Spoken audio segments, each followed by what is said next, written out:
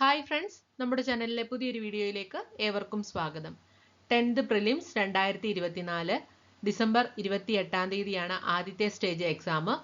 ആ എക്സാമിന് വേണ്ടിയിട്ടുള്ള മെഗാ മാരത്തൺ റിവിഷൻ ക്ലാസ്സുകളാണ് നമ്മളിപ്പോൾ ചെയ്തുകൊണ്ടിരിക്കുന്നത്. ഇന്ന് റിവിഷൻ ക്ലാസ്സുമായി ബന്ധപ്പെട്ട് 4ാമത്തെ ക്ലാസ്സാണ് നമ്മൾ അപ്ലോഡ് ചെയ്യുന്നത്. ഏറ്റവും പ്രധാനപ്പെട്ടത്, അതായത് ഇന്ത്യൻ കോൺസ്റ്റിറ്റ്യൂഷൻ എന്ന വിഭാഗം നമുക്ക് പഠിക്കാനുണ്ട്. അതുമായി ബന്ധപ്പെട്ട് ചോദിക്കാൻ സാധ്യതയുള്ള ഏറ്റവും പ്രധാനപ്പെട്ട ചോദ്യങ്ങളാണ് ഇന്നത്തെ ക്ലാസ്സിൽ നമ്മൾ ഡിസ്കസ് ചെയ്യുന്നത്.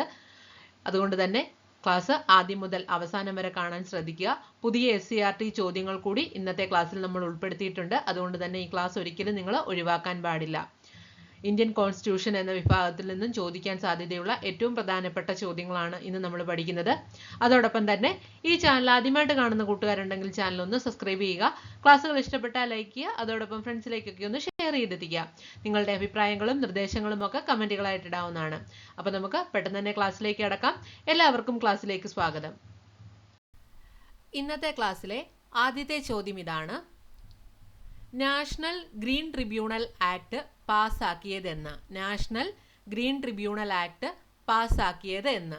ഉത്തരം 2010. ഉത്തരം 2010 നാഷണൽ ഗ്രീൻ ട്രിബ്യൂണൽ ആക്ട് പാസ്സാക്കിയത് 2010. അടുത്തത്, നാഷണൽ ജുഡീഷ്യൽ അക്കാദമി എവിടെയാണ്? നാഷണൽ ജുഡീഷ്യൽ അക്കാദമി ഭോപ്പാലിലാണ്. ഭോപ്പാൽ. നാഷണൽ ജുഡീഷ്യൽ അക്കാദമി എവിടെയാണ്? ഭോപ്പാൽ.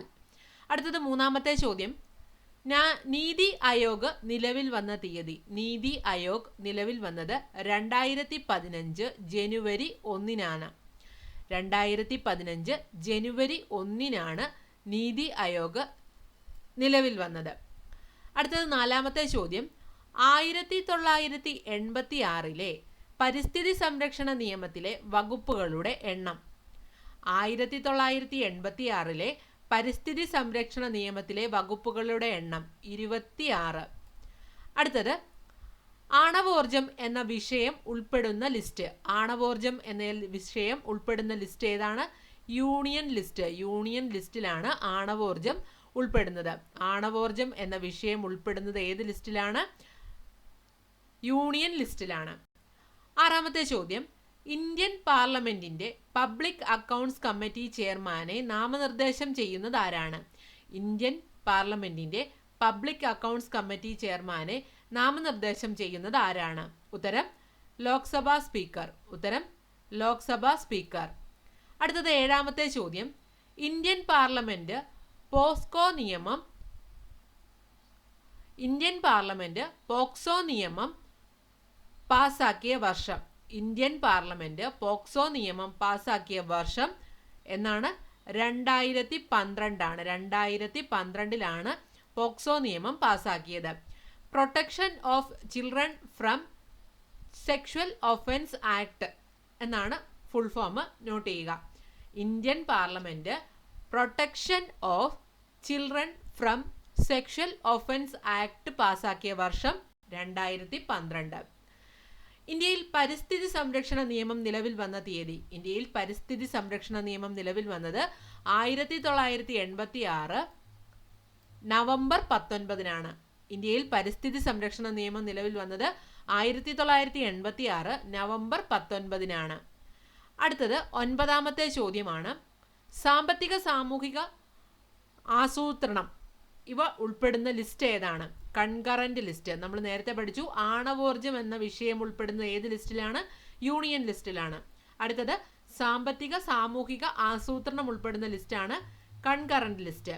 10ാമത്തെ ചോദ്യം: സംസ്ഥാന വനിതാ കമ്മീഷൻ ചെയർപേഴ്സന്റെ കാലാവധി. 5 വർഷം.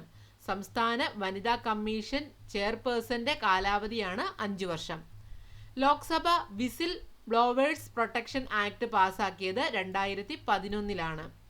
12ാമത്തെ ചോദ്യം: ദേശീയ വനിതാ കമ്മീഷൻ ചെയർപേഴ്സന്റെ കാലാവധി 3 വർഷം. സംസ്ഥാന വനിതാ കമ്മീഷൻ ചെയർപേഴ്സന്റെ കാലാവധി 5 വർഷവും ദേശീയ വനിതാ കമ്മീഷൻ ചെയർപേഴ്സന്റെ കാലാവധി 3 വർഷവുമാണ്.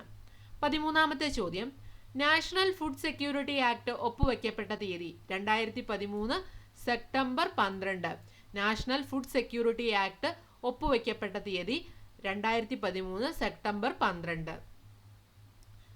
അടുത്തത്, 14ാമത്തെ ചോദ്യമാണ്. നാഷണൽ ഗ്രീൻ ട്രിബ്യൂണൽ സ്ഥാപിതമായത് 2010-ലാണ്. പബ്ലിക് ഹെൽത്ത് ആൻഡ് സാനിറ്റേഷൻ ഉൾപ്പെടുന്ന ലിസ്റ്റ് ഏതാണ്? പബ്ലിക് ഹെൽത്ത് ആൻഡ് സാനിറ്റേഷൻ ഉൾപ്പെടുന്ന ലിസ്റ്റ് സ്റ്റേറ്റ് ലിസ്റ്റിലാണ് ഈ വിഷയം ഉൾപ്പെടുന്നത്. ഭരണഘടനയിലെ മൗലിക ചുമതലകൾ ഉൾപ്പെടുത്തുന്നതിന് ശുപാർശ ചെയ്ത കമ്മിറ്റി. ഭരണഘടനയിലെ മൗലിക ചുമതലകൾ ഉൾപ്പെടുത്തുന്നതിന് ശുപാർശ ചെയ്ത കമ്മിറ്റിയാണ് സ്വരൺ സിംഗ് കമ്മിറ്റി. ഉത്തരം സ്വരൺ സിംഗ് കമ്മിറ്റി. 17ാമത്തെ ചോദ്യം. ഭരണഘടനയുടെ ആമുഖത്തെ അതിൻ്റെ തിരിച്ചറിയൽ കാർഡ് എന്ന് വിശേഷിപ്പിച്ചതാരാണ്? ജ്ഞാനി ഫൽക്കിവാല. ഭരണഘടനയുടെ ആമുഖത്തെ അതിൻ്റെ തിരിച്ചറിയൽ കാർഡ് എന്ന് വിശേഷിപ്പിച്ചതാരാണ്? ജ്ഞാനി ഫൽക്കിവാല. അടുത്തത് 18ാമത്തെ ചോദ്യമാണ്. ഭരണഘടനയുടെ കരട് ഭരണഘടനാ നിർമ്മാണ സഭയിൽ അവതരിപ്പിച്ച തീയതി. ഭരണഘടനയുടെ കരട് ഭരണഘടനാ നിർമ്മാണ സഭയിൽ അവതരിപ്പിച്ച തീയതി 1947 നവംബർ 4. 1947 നവംബർ 4. 19ാമത്തെ ചോദ്യം. ഭരണഘടനയുടെ ശില്പി എന്ന് വിശേഷിപ്പിക്കപ്പെടുന്ന ഡോക്ടർ അംബേദ്കറുടെ ജന്മദിനം ഏതു ദിനമായാണ് ആചരിക്കുന്നത്? ഭരണഘടനയുടെ ശില്പി എന്ന് വിശേഷിപ്പിക്കപ്പെടുന്ന ഡോക്ടർ അംബേദ്കറുടെ ജന്മദിനം ഏതു ദിനമായാണ് ആചരിക്കുന്നത്? ഉത്തരം മഹാപരിനിർവാണ ദിവസ്. മഹാപരിനിർവാണ ദിവസ് എന്ന പേരിലാണ് അറിയപ്പെടുന്നത് അഥവാ ആചരിക്കുന്നത്. 20ാമത്തെ ചോദ്യം ഇതാണ്. ഭരണഘടനാ നിർമ്മാണ സഭ എന്നാണ് ഭരണഘടനാ നിർമ്മാണ സഭ എന്ന രീതിയിൽ ആദ്യമായി സമ്മേളിച്ചത്? ഭരണഘടനാ നിർമ്മാണ സഭ എന്നാണ് നിയമനിർമ്മാണ സഭ എന്ന രീതിയിൽ ആദ്യമായി സമ്മേളിച്ചത്? 1947 നവംബർ 17. 1947 നവംബർ 17. അടുത്തത് 21ാമത്തെ ചോദ്യമാണ്. ഭരണഘടനാ നിർമ്മാണ സഭയിൽ പതാക സംബന്ധിച്ച സമിതിയുടെ തലവൻ. ഭരണഘടനാ നിർമ്മാണ സഭയിൽ പതാക സംബന്ധിച്ച സമിതിയുടെ തലവൻ ഡോക്ടർ രാജേന്ദ്ര പ്രസാദ്. ഭരണഘടനാ നിർമ്മാണ സഭയിൽ മലബാറിനെ പ്രതിദാനം ചെയ്ത വനിതകൾ ആരൊക്കെയാണ്? ഭരണഘടനാ നിർമ്മാണ സഭയിൽ മലബാറിനെ പ്രതിദാനം ചെയ്ത വനിതകൾ ആരൊക്കെയാണ്? അമ്മു സ്വാമിനാഥൻ, ദാക്ഷായണി വേലായുധൻ. മലബാറിനെ പ്രതിദാനം ചെയ്ത ഭരണഘടനാ നിർമ്മാണ സഭയിലെ വനിതകൾ ആരൊക്കെയായിരുന്നു? അമ്മു സ്വാമിനാഥനും ദാക്ഷായണി വേലായുധനും. 23ാമത്തെ ചോദ്യം. ഭരണഘടനാ നിർമ്മാണ സഭയിലെ മലയാളികൾ എത്ര പേരായിരുന്നു? മലയാളി വനിതകൾ 3 പേരായിരുന്നു. ഭരണഘടനാ നിർമ്മാണ സഭയിലെ advisory committee on fundamental rights മൈനോറിറ്റീസിന്റെ തലവൻ ആരായിരുന്നു? സർദാർ വല്ലഭായി പട്ടേൽ. അടുത്ത ചോദ്യം. ഭരണഘടനാ നിർമ്മാണ സഭയിൽ മൗലിക അവകാശങ്ങൾ സംബന്ധിച്ച ഉപസമിതിയുടെ തലവൻ JB കൃപാലനി. 26ാമത്തെ ചോദ്യം. ഭരണഘടനാ നിർമ്മാണ സഭയിൽ പവേഴ്സ് കമ്മിറ്റിയുടെ തലവൻ ആരായിരുന്നു? ജവഹർലാൽ നെഹ്റു ആയിരുന്നു. ഭരണഘടനാ നിർമ്മാണ സഭയിലെ യൂണിയൻ പവേഴ്സ് കമ്മിറ്റിയുടെ തലവൻ ആരാണ്? ജവഹർലാൽ നെഹ്റു. 27ാമത്തെ ചോദ്യം. ഭരണഘടനാ നിർമ്മാണ സഭയിൽ ആകെ എത്ര മലയാളികൾ ഉണ്ടായിരുന്നു? 17 പേര്. ഭരണഘടനാ നിർമ്മാണ സഭയിൽ ആകെ എത്ര മലയാളികൾ ഉണ്ടായിരുന്നു? 17 പേര്. 28ാമത്തെ ചോദ്യം. ഭരണഘടനാ നിർമ്മാണ സഭയിൽ എത്ര മലയാളികളാണ് മദ്രാസിനെ പ്രതിദാനം ചെയ്തത്? 9 മലയാളികളാണ്. ഭരണഘടനാ നിർമ്മാണ സഭയിൽ എത്ര പേരാണ് കൊച്ചിയെ പ്രതിദാനം ചെയ്തത്? കൊച്ചിയെ പ്രതിദാനം ചെയ്ത് ഒരാളാണ് ഉണ്ടായിരുന്നത്. ഭരണഘടനാ നിർമ്മാണ സഭയിൽ എത്ര പേരാണ് തിരുവിതാംകൂറിനെ പ്രതിദാനം ചെയ്തത്? 6 പേര്. അടുത്തത്. ഭരണഘടനാ നിർമ്മാണ സഭയിൽ വിഭജനത്തിന് മുന്നേ നാട്ടുരാജ്യങ്ങളിൽ നിന്ന് എത്ര പേരാണ് ഉണ്ടായിരുന്നത്? 58 പേര്.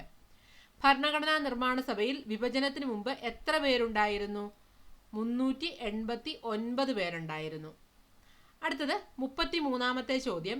ഭരണഘടനാ നിർമ്മാണ സഭയിൽ വിഭജനത്തിന് മുമ്പ് ഗവേണേഴ്സ് പ്രൊവിൻഷ്യയിൽ നിന്ന് എത്ര പേരുണ്ടായിരുന്നു? 292 പേരുണ്ടായിരുന്നു. ഭരണഘടനാ നിർമ്മാണ സഭയിൽ വിഭജനത്തിന് മുമ്പ് ചീഫ് കമ്മീഷണേഴ്സ് പ്രവിശ്യയിൽ നിന്ന് എത്ര പേരുണ്ടായിരുന്നു? 4 പേരാണ് ഉണ്ടായിരുന്നത്. ഭരണഘടനാ നിർമ്മാണ സഭയിൽ വിഭജനത്തിനു ശേഷം നാട്ടുരാജ്യങ്ങളിൽ നിന്ന് എത്ര പേരുണ്ടായിരുന്നു? 70 പേരുണ്ടായിരുന്നു. ഉത്തരം 70. അടുത്തത് 36ാമത്തെ ചോദ്യം. ഭരണഘടനാ നിർമ്മാണ സഭയിൽ വിഭജനത്തിനു ശേഷം എത്ര പേരുണ്ടായിരുന്നു? 299 പേരുണ്ടായിരുന്നു. അടുത്തത്, ഭരണഘടനാ നിർമ്മാണ സഭയിൽ വിഭജനത്തിനു ശേഷം ഗവർണേഴ്സ് പ്രവിൻഷ്യയിൽ നിന്ന് എത്ര പേരുണ്ടായിരുന്നു? 226 പേരുണ്ടായിരുന്നു. അടുത്തത്, ഭരണഘടനാ നിർമ്മാണ സഭയിൽ വിഭജനത്തിനു ശേഷം ചീഫ് കമ്മീഷണേഴ്സ് പ്രവിശ്യയിൽ നിന്ന് എത്ര പേരുണ്ടായിരുന്നു? 3 പേരുണ്ടായിരുന്നു. ഇനി 39ാമത്തെ ചോദ്യമാണ്, ഭരണഘടനാ നിർമ്മാണ സഭയിൽ തിരുവിതാംകൂറിനെ പ്രതിദാനം ചെയ്ത വനിത ആരാണ്? ഭരണഘടനാ നിർമ്മാണ സഭയിൽ തിരുവിതാംകൂറിനെ പ്രതിദാനം ചെയ്ത വനിത ആരാണ്? ആനി മസ്ക്രീൻ ആണ്. നമ്മൾ നേരത്തെ പഠിച്ചു, ഭരണഘടനാ നിർമ്മാണ സഭയിൽ മലബാറിനെ പ്രതിദാനം ചെയ്ത 2 വനിതകൾ ഉണ്ടായിരുന്നു, അമ്മു സ്വാമിനാഥനും ദാക്ഷായണി വേലായുധനും. ഇത് തിരുവിതാംകൂറിനെ പ്രതിദാനം ചെയ്ത വനിത ആരാണ്? ആനി മസ്ക്രീൻ. ഇനി 40ാമത്തെ ചോദ്യമാണ്, ഭരണഘടനാ നിർമ്മാണ സഭയിലെ കമ്മിറ്റികളുടെ എണ്ണം? 22. ഉത്തരം 22. ഭരണഘടനാ നിർമ്മാണ സഭയിൽ യുണൈറ്റഡ് പ്രൊവിൻസിനെ പ്രതിദാനം ചെയ്ത മലയാളി ആരാണ്? ഉത്തരം ജോൺ മത്തായി. ഉത്തരം ജോൺ മത്തായി. 42ാമത്തെ ചോദ്യം, അമേരിക്കൻ ഭരണഘടനയിൽ മൗലികാവകാശങ്ങൾ ഏതു പേരിലാണ് അറിയപ്പെടുന്നത്? ബിൽസ് ഓഫ് റൈറ്റ്സ് എന്ന പേരിലാണ് അറിയപ്പെടുന്നത്. അമേരിക്കൻ ഭരണഘടനയിൽ മൗലിക അവകാശങ്ങൾ ഏതു പേരിലാണ് അറിയപ്പെടുന്നത്? ബിൽസ് ഓഫ് റൈറ്റ്സ് എന്ന പേരിലാണ് അറിയപ്പെടുന്നത്. 43ാമത്തെ ചോദ്യം, ആധുനിക ജനാധിപത്യത്തിന്റെ ജന്മഗൃഹം? ആധുനിക ജനാധിപത്യത്തിന്റെ ജന്മഗൃഹം എന്നറിയപ്പെടുന്നത് ഏതാണ്? ബ്രിട്ടൻ ആണ്. ഉത്തരം ബ്രിട്ടൻ. ഇന്ത്യയിൽ നിയമദിനം ആചരിക്കുന്നത് എന്നാണ്? നവംബർ 26-നാണ്. ഇന്ത്യയിൽ നിയമദിനം ആചരിക്കുന്നത് നവംബർ 26-നാണ്. 45ാമത്തെ ചോദ്യം, രണ്ടാം ധനകാര്യ കമ്മീഷന്റെ അധ്യക്ഷൻ ആരാണ്? കെ സന്താനം. രണ്ടാം ധനകാര്യ കമ്മീഷന്റെ അധ്യക്ഷൻ ആരാണ്? കെ സന്താനം. 46ാമത്തെ ചോദ്യം, ഏതു കേസിലാണ് ആമുഖം ഭരണഘടനയുടെ ഭാഗമല്ല എന്ന് വിധിച്ചത്? ബെരൂബാറി കേസ്. 1960-ലെ ബെരൂബാറി കേസിലാണ് ഭരണഘടനയുടെ ഭാഗമല്ല ആമുഖമെന്ന് കോടതി വിധിച്ചത്. അടുത്തത് 47ാമത്തെ ചോദ്യം, വധശിക്ഷ വിധിക്കാൻ അധികാരപ്പെട്ട കോടതി ഏതാണ്? സെക്ഷൻ കോടതിയാണ്. ഉത്തരം സെക്ഷൻ കോടതി. ജനാധിപത്യത്തിന്റെ തൊട്ടിൽ. ജനാധിപത്യത്തിന്റെ തൊട്ടിൽ എന്നറിയപ്പെടുന്ന ഏതാണ്? ഗ്രീസ് ആണ്. ജനാധിപത്യത്തിന്റെ തൊട്ടിൽ എന്നറിയപ്പെടുന്നത് ഗ്രീസ് ആണ്. 49ാമത്തെ ചോദ്യം, പരിസ്ഥിതി സംരക്ഷണ വ്യവസ്ഥ ചെയ്യുന്ന ഭരണഘടനാ അനുച്ഛേദം? 48A ആണ്. പരിസ്ഥിതി സംരക്ഷണം വ്യവസ്ഥ ചെയ്യുന്ന അനുച്ഛേദം ഏതാണ്? 48A. 50ാമത്തെ ചോദ്യമാണ്, പാർലമെന്റിന്റെ ക്വാറം വ്യവസ്ഥ ചെയ്യുന്ന ഭരണഘടനാ അനുച്ഛേദം? അനുച്ഛേദം 100.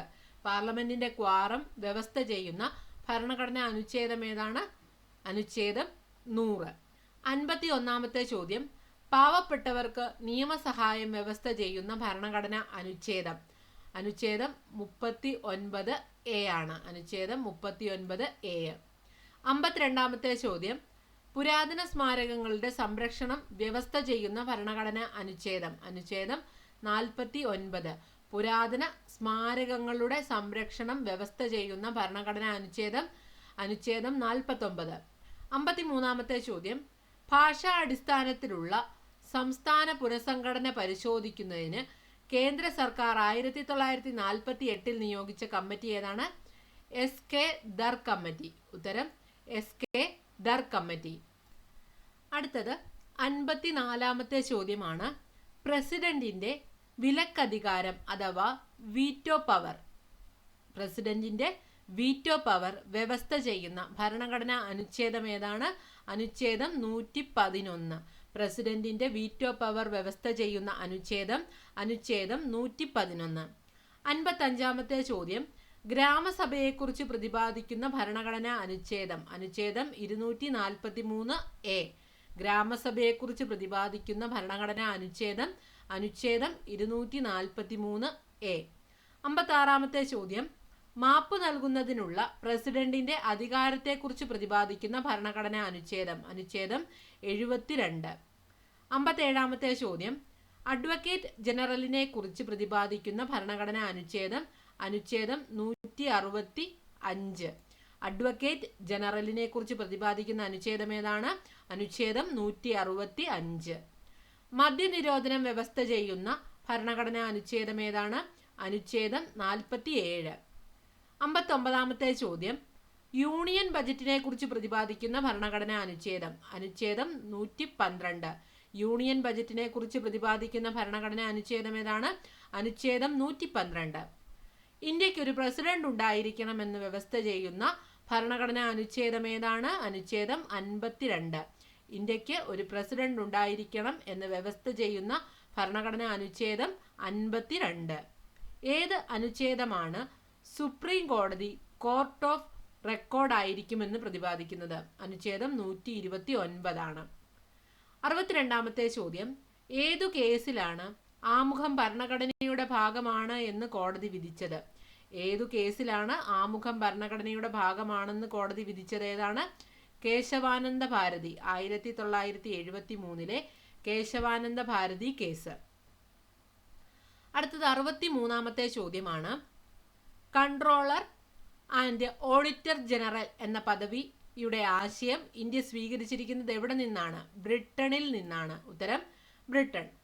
സ്ത്രീക്കും പുരുഷനും തുല്യവേതനം വ്യവസ്ഥ ചെയ്യുന്ന ഭരണഘടനാ അനുച്ഛേദം ഏതാണ്? അനുച്ഛേദം 39D-യിലാണ്.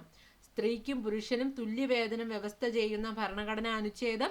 അനുച്ഛേദം 39D. 65-ാമത്തെ ചോദ്യം, സംസ്ഥാന ബജറ്റിനെ കുറിച്ച് പ്രതിപാദിക്കുന്ന ഭരണഘടനാ അനുച്ഛേദം? അനുച്ഛേദം 202. 66-ാമത്തെ ചോദ്യം, സംസ്ഥാന ഗവർണറെ കുറിച്ച് പ്രതിപാദിക്കുന്ന ഭരണഘടനാ അനുച്ഛേദം? അനുച്ഛേദം 153. സംസ്ഥാന ഗവർണറെ കുറിച്ച് പ്രതിപാദിക്കുന്ന ഭരണഘടനാ അനുച്ഛേദം? അനുച്ഛേദം 153. 67-ാമത്തെ ചോദ്യം, ജുഡീഷ്യൽ റിവ്യൂവുമായി ബന്ധപ്പെട്ട ഭരണഘടനാ അനുച്ഛേദം ഏതാണ്? അനുച്ഛേദം 13. അനുച്ഛേദം 13. 68-ാമത്തെ ചോദ്യം, വോട്ട് ഓൺ അക്കൗണ്ട്സിനെ കുറിച്ച് പ്രതിപാദിക്കുന്ന ഭരണഘടനാ അനുച്ഛേദം? അനുച്ഛേദം 116. വോട്ട് ഓൺ അക്കൗണ്ട്സിനെ കുറിച്ച് പ്രതിപാദിക്കുന്ന ഭരണഘടനാ അനുച്ഛേദം ഏതാണ്? അനുച്ഛേദം 116. 69-ാമത്തെ ചോദ്യം, പട്ടികവർഗക്കാർക്കായുള്ള ദേശീയ കമ്മീഷനെ പ്രതിപാദിക്കുന്ന ഭരണഘടനാ അനുച്ഛേദം? അനുച്ഛേദം 338A. 70-ാമത്തെ ചോദ്യം, പട്ടികജാതി പട്ടികവർഗക്കാർക്ക് സംസ്ഥാന നിയമസഭകളിൽ സംവരണത്തെക്കുറിച്ച് പ്രതിപാദിക്കുന്ന ഭരണഘടനാ അനുച്ഛേദം? അനുച്ഛേദം 332. പട്ടികജാതി പട്ടികവർഗക്കാർക്കായുള്ള ലോക്സഭാ സംവരണത്തെക്കുറിച്ച് പ്രതിപാദിക്കുന്ന അനുച്ഛേദമാണ് അനുച്ഛേദം 330. മാറിപ്പോകാൻ പാടില്ല. ഒരേ രീതിയിലുള്ള ക്വസ്റ്റ്യൻസ് ആണ് കൊടുത്തിരിക്കുന്നത്. നിങ്ങൾക്ക് എളുപ്പം കണക്ട് ചെയ്ത് പഠിക്കാനും വ്യത്യാസം മനസ്സിലാക്കി പഠിക്കാനുമാണ് അങ്ങനെയുള്ള ചോദ്യങ്ങൾ ഒരേ രീതിയിലായിട്ട് കൊടുത്തിരിക്കുന്നത്. അടുത്തത് 72-ാമത്തെ ചോദ്യം, പട്ടികജാതിക്കാർക്കുള്ള ദേശീയ കമ്മീഷനെ കുറിച്ച് പ്രതിപാദിക്കുന്ന ഭരണഘടനാ അനുച്ഛേദം? അനുച്ഛേദം 338. ഭരണഘടനയുടെ എത്രാമത്തെ പട്ടികയിലാണ് ആദ്യ ഭേദഗതി ചേർത്തത്? ഭരണഘടനയുടെ എത്രാമത്തെ പട്ടികയിലാണ് ആദ്യ ഭേദഗതി ചേർത്തത്? 9-ാമത്തെ പട്ടികയിലാണ് കേട്ടോ. 74-ാമത്തെ ചോദ്യം, ഗ്രാമപഞ്ചായത്തിനെ കുറിച്ച് പ്രതിപാദിക്കുന്ന ഭരണഘടനാ അനുച്ഛേദം? അനുച്ഛേദം 243. ഗ്രാമപഞ്ചായത്തിനെ കുറിച്ച് പ്രതിപാദിക്കുന്ന ഭരണഘടനാ അനുച്ഛേദം? അനുച്ഛേദം 243. അവശിഷ്ടാധികാരങ്ങളെ കുറിച്ച് പ്രതിപാദിക്കുന്ന ഭരണഘടനാ അനുച്ഛേദം? അനുച്ഛേദം 248. 76-ാമത്തെ ചോദ്യം, മുഖ്യമന്ത്രി പദത്തിലെത്തിയ ആദ്യ മുസ്ലിം വനിത? മുഖ്യമന്ത്രി പദത്തിലെത്തിയ ആദ്യ മുസ്ലിം വനിത സയ്യിദ് അൻവാര തിമൂർ. സയ്യിദ് അൻവാര തിമൂർ. 77-ാമത്തെ ചോദ്യം, ആയുധങ്ങളില്ലാതെ സമാധാനപരമായി സംഘടിക്കുന്നതിനുള്ള അവകാശത്തെക്കുറിച്ച് എവിടെയാണ് പ്രതിപാദിച്ചിരിക്കുന്നത്? ആയുധങ്ങളില്ലാതെ സമാധാനപരമായി സംഘടിക്കുന്നതിനുള്ള അവകാശത്തെക്കുറിച്ച് എവിടെയാണ് പ്രതിപാദിച്ചിരിക്കുന്നത്? 19A-യിലാണ്. 78-ാമത്തെ ചോദ്യം, ഇന്ത്യൻ ഭരണഘടനയുടെ നൂതന സവിശേഷതയായി നിർദ്ദേശക തത്വങ്ങളെ വിശേഷിപ്പിച്ചത് ആരാണ്? ഡോക്ടർ അംബേദ്കർ. ഇന്ത്യൻ ഭരണഘടനയുടെ നൂതന സവിശേഷതയായി നിർദ്ദേശക തത്വങ്ങളെ വിശേഷിപ്പിച്ചത് ആരാണ്? ഡോക്ടർ അംബേദ്കർ. 79-ാമത്തെ ചോദ്യം, ഇന്ത്യയിൽ എവിടെയും സഞ്ചരിക്കാനുള്ള അവകാശത്തെക്കുറിച്ച് എവിടെയാണ് പ്രതിപാദിച്ചിരിക്കുന്നത്? അനുച്ഛേദം 19D-യിലാണ്. അനുച്ഛേദം 19D-യിൽ. 80-ാമത്തെ ചോദ്യം, ഇന്ത്യയുടെ മാഗ്ന കാർട്ട എന്നറിയപ്പെടുന്നത് എന്താണ്? മൗലിക അവകാശങ്ങളാണ്. ഇന്ത്യയുടെ മാഗ്ന കാർട്ട എന്നറിയപ്പെടുന്നത് എന്താണ്? മൗലിക അവകാശങ്ങൾ. 81-ാമത്തെ ചോദ്യം, ഇഷ്ടമുള്ള തൊഴിൽ ചെയ്ത് ജീവിക്കുന്നതിനുള്ള ഇന്ത്യൻ പൗരന്റെ അവകാശത്തെക്കുറിച്ച് എവിടെയാണ് പ്രതിപാദിച്ചിരിക്കുന്നത്? അനുച്ഛേദം 19F-ലാണ്. ഇഷ്ടമുള്ള തൊഴിൽ ചെയ്ത് ജീവിക്കുന്നതിനുള്ള ഇന്ത്യൻ പൗരന്റെ അവകാശത്തെക്കുറിച്ച് എവിടെയാണ് പ്രതിപാദിച്ചിരിക്കുന്നത്? അനുച്ഛേദം 19F-ലാണ്.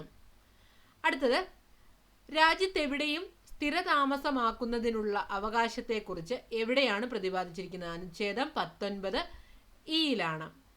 എന്തധികാരത്തിന്റെ പേരിൽ എന്നർത്ഥം വരുന്ന റിട്ടാണ് ഏത്? കൊവാറന്റോ. എന്തധികാരത്തിന്റെ പേരിൽ എന്നർത്ഥമുള്ള റിട്ട് ഏതാണ്? കൊവാറന്റോ. ഏത് അനുച്ഛേദ പ്രകാരമാണ് ഗവർണർ മുഖ്യമന്ത്രിയെ നിയമിക്കുന്നത്? 164 പ്രകാരമാണ്. 164 അനുച്ഛേദ പ്രകാരമാണ് ഗവർണർ മുഖ്യമന്ത്രിയെ നിയമിക്കുന്നത്. ഓൾ ഇന്ത്യ സർവീസുകളെ കുറിച്ച് പ്രതിപാദിക്കുന്ന ഭരണഘടനാ അനുച്ഛേദം 312. സാർവത്രിക വോട്ടവകാശത്തെക്കുറിച്ച് പ്രതിപാദിക്കുന്ന ഭരണഘടനാ അനുച്ഛേദം ഏതാണ്? അനുച്ഛേദം 326. 87ാമത്തെ ചോദ്യം, സംഘടനകൾ സ്ഥാപിക്കുന്നതിനുള്ള ഇന്ത്യൻ പൗരന്റെ അവകാശത്തെക്കുറിച്ച് എവിടെയാണ് പ്രതിപാദിച്ചിരിക്കുന്നത്? അനുച്ഛേദം 19C-ലാണ്. 88ാമത്തെ ചോദ്യം, സംസ്ഥാന നിയമസഭകളിൽ ആംഗ്ലോ ഇന്ത്യൻ സമുദായത്തെക്കുറിച്ച് പ്രതിപാദിക്കുന്നത് ഏത് ഭരണഘടനാ അനുച്ഛേദത്തിലാണ്? അനുച്ഛേദം 333. സംസ്ഥാന നിയമസഭകളിൽ ആംഗ്ലോ ഇന്ത്യൻ സമുദായ പ്രാതിനിധ്യത്തെക്കുറിച്ച് പ്രതിപാദിക്കുന്ന ഭരണഘടനാ അനുച്ഛേദം ഏതാണ്? അനുച്ഛേദം 333. 89ാമത്തെ ചോദ്യം, സംസ്ഥാന ആസൂത്രണ കമ്മീഷൻ ബോർഡിന്റെ അധ്യക്ഷൻ ആരാണ്? മുഖ്യമന്ത്രിയാണ്. സംസ്ഥാന ആസൂത്രണ ബോർഡിന്റെ അധ്യക്ഷൻ മുഖ്യമന്ത്രിയാണ്. 90ാമത്തെ ചോദ്യമാണ് അടുത്തത്, സംസ്ഥാന തെരഞ്ഞെടുപ്പ് കമ്മീഷനെ കുറിച്ച് പ്രതിപാദിക്കുന്ന ഭരണഘടനാ അനുച്ഛേദം? അനുച്ഛേദം 243K. സംസ്ഥാന തെരഞ്ഞെടുപ്പ് കമ്മീഷനെ കുറിച്ച് പ്രതിപാദിക്കുന്ന ഭരണഘടനാ അനുച്ഛേദം ഏതാണ്? അനുച്ഛേദം 243K. അപ്പോൾ ഇന്നത്തെ ക്ലാസ്സിൽ നമ്മൾ ഇന്ത്യൻ ഭരണഘടന എന്ന ടോപ്പിക്കുമായി ബന്ധപ്പെട്ട് ചോദിക്കാൻ സാധ്യതയുള്ള ഏറ്റവും പ്രധാനപ്പെട്ട 90 ചോദ്യങ്ങളാണ് പഠിച്ചത്. പുതിയ SCERT ചോദ്യങ്ങളും ഇന്നത്തെ ക്ലാസ്സിൽ നമ്മൾ ഉൾപ്പെടുത്തിയിട്ടുണ്ട്. ഏറ്റവും പ്രധാനപ്പെട്ട ചോദ്യങ്ങളാണ്. ഉറപ്പായും ഈ ഒരു റിവിഷൻ നിങ്ങൾക്ക് എക്സാമിന് വളരെയധികം ഗുണം ചെയ്യുന്നതായിരിക്കും. ഓക്കെ, അപ്പോൾ ഇന്നത്തെ ക്ലാസ് ഇഷ്ടമായെങ്കിൽ ലൈക്ക് ചെയ്യാൻ മറക്കരുത്. നിങ്ങളുടെ അഭിപ്രായങ്ങളും നിർദ്ദേശങ്ങളും ഒക്കെ കമൻറ്റുകളായിട്ട് ഇടാവുന്നതാണ്. അപ്പോൾ അടുത്ത ദിവസം നമുക്ക് മറ്റൊരു വീഡിയോയുമായി വീണ്ടും കാണാം. എല്ലാവർക്കും വിജയാശംസകൾ. താങ്ക്